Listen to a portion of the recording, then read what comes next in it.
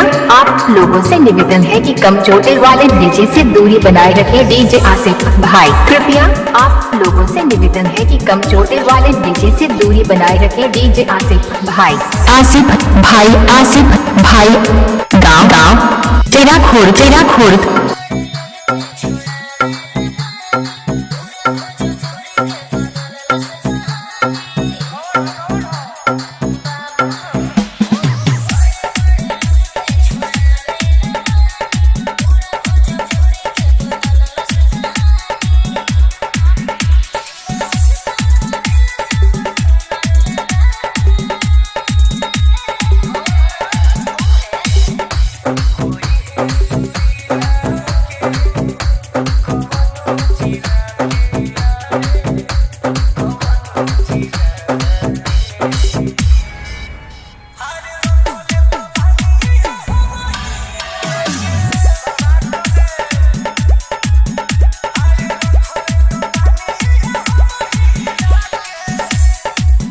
रेहान आसिफ तुम दोनों मेरी जान हो। रेहान आसिफ तुम दोनों मेरी जान हो।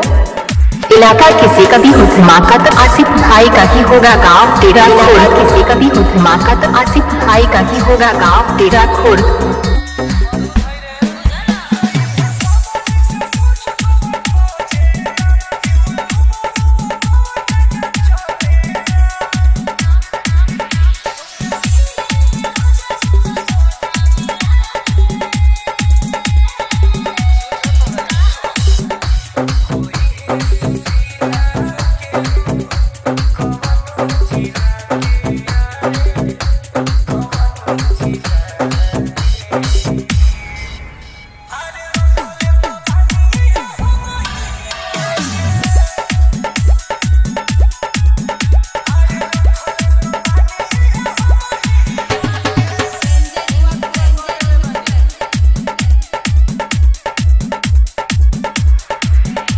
रेहान आसिफ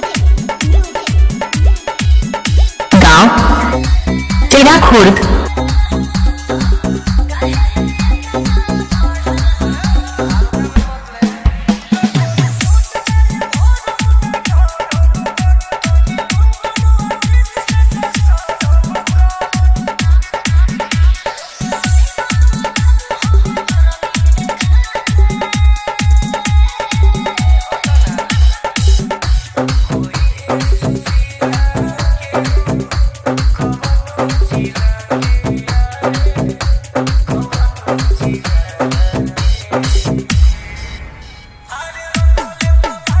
आसिफ भाई, इनका मोबाइल नंबर है 771 89 062, जिला बाराबंकी।